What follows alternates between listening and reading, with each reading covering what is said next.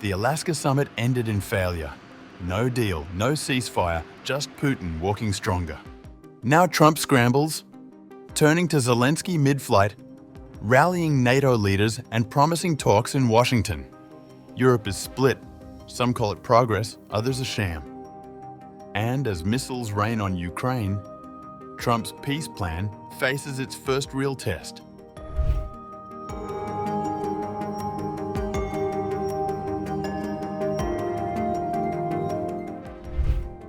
US President Donald Trump held lengthy phone conversations with Ukrainian President Volodymyr Zelensky and NATO leaders during his flight back from Alaska, following a highly anticipated but ultimately fruitless summit with Russian President Vladimir Putin.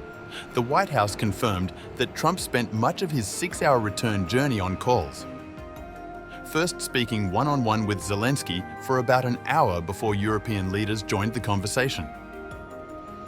The summit in Alaska ended without any concrete agreement to resolve or pause Russia's war in Ukraine, despite both leaders describing their nearly 3-hour meeting as productive.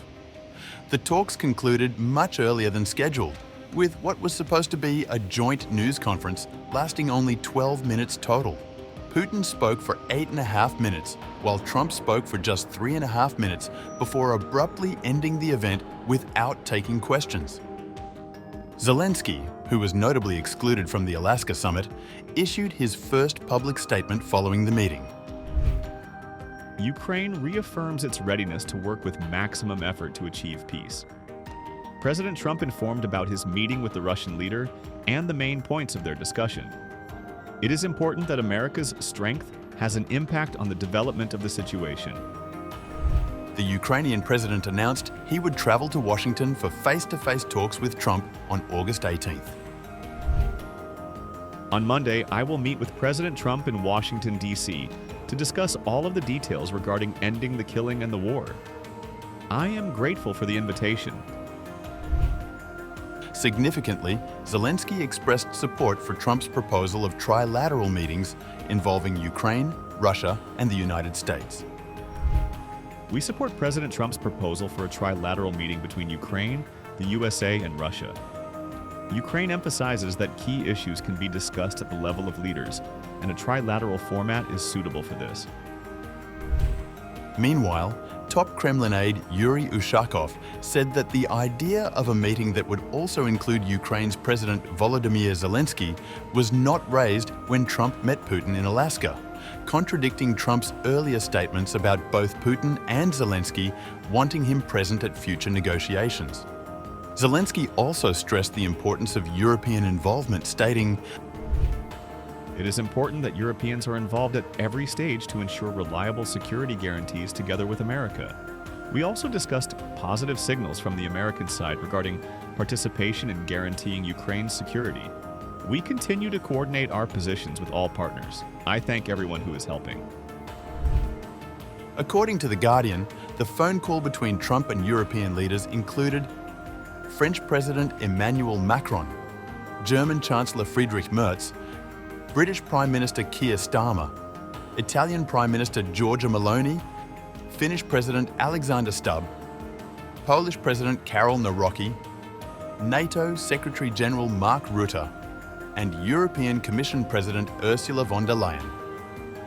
The entire conversation lasted more than an hour and a half, with the initial one-on-one discussion between Trump and Zelensky comprising about an hour of that time.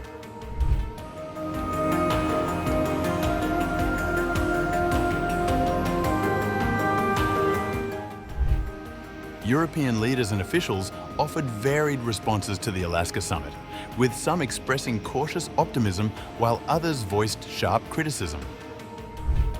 French President Emmanuel Macron stated that continued support for Ukraine and pressure on Russia remain vital until a just peace with firm security guarantees is secured.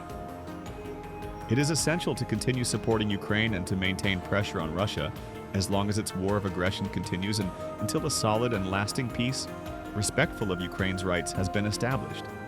Any lasting peace must be accompanied by unwavering security guarantees. I welcome in this regard the readiness of the United States to contribute. We will work on this with them and with all our partners in the coalition of the willing, with whom we will meet again soon to make concrete progress. It will also be essential to draw all the lessons from the past 30 years, in particular from Russia's well-established tendency not to honor its own commitments. Hungarian Prime Minister Viktor Orban struck a positive note, writing on Facebook, For years we have watched the two largest nuclear powers calculate the framework of their cooperation and send messages to each other. It's over with now. The world is a safer place today than it was yesterday. However, Czech Defense Minister Jana Černochová offered a starkly different assessment. The Trump-Putin talks in Alaska did not bring significant progress toward ending the war in Ukraine, but they confirmed that Putin is not seeking peace, but rather an opportunity to weaken Western unity and spread his propaganda. He aims to prolong the conflict to maximize his goals in terms of Russian expansion, regardless of human casualties and the devastation of Ukrainian cities. Nevertheless, the talks were significant, among other reasons, because they reveal Vladimir Putin's true motives and mindset. For us, this implies the need to maintain Western cohesion and persist in supporting Ukraine, so that any potential ceasefire or peace agreement is not solely dictated by Russian terms. This is in our fundamental interest. Norwegian Foreign Minister Espen Barth Eide emphasized the need for continued pressure on Russia, telling reporters in Oslo, We must continue to put pressure on Russia and even increase it, to give a clear signal to Russia that it must pay the price for its invasion of Ukraine. Ukrainian media outlets were particularly harsh in their criticism of the summit. The Kyiv Independent published an editorial calling the meeting sickening, shameful, and, in the end, useless, criticizing Trump for failing to follow through on warnings of severe consequences for Russia. Ukrainian journalist Kristina Bedinskik wrote on Facebook, 100 compliments to Putin, a red carpet for the soul, fighter jets in the sky to scare, and nothing in the end. Alexander Vindman, who served as the top Ukraine expert on Trump's National Security Council during his first term and was a key witness in the 2019 impeachment inquiry, said, Trump looked weak and inconsequential. He's diminished the office of president and made the United States irrelevant. Despite the diplomatic efforts, the war continues unabated. Ukraine's Air Force reported that Russia launched overnight attacks using 1 ballistic missile and 85 Shahed drones, with 61 intercepted. Frontline areas of Sumy, Dnipropetrovsk, Donetsk and Chernihiv were targeted in the attacks. Russia's former president Dmitry Medvedev, now deputy chair of the Security Council, welcomed the summit's outcome. The meeting proved that negotiations are possible without preconditions, and simultaneously with the continuation of the special military operation. As diplomatic efforts continue, Ukraine's ambassador to Australia, Vasyl Miroshnichenko, warned against Putin's rhetoric about addressing root causes of the conflict. When Putin talks about the root cause of war, it's an independent Ukraine on the map of Europe. That's the only cause of war for Russia. Putin is just out there on his mission to revive the Soviet Union, to revive the Russian Empire, and it can't be revived without Ukraine. Looking ahead, the meeting between Trump and Zelensky in Washington will likely prove crucial in determining the trajectory of American involvement in the conflict. The Ukrainian president faces the challenging task of convincing Trump that continued support for Ukraine serves broader Western security interests, while Trump appears increasingly focused on pressuring Kyiv to accept some form of negotiated settlement.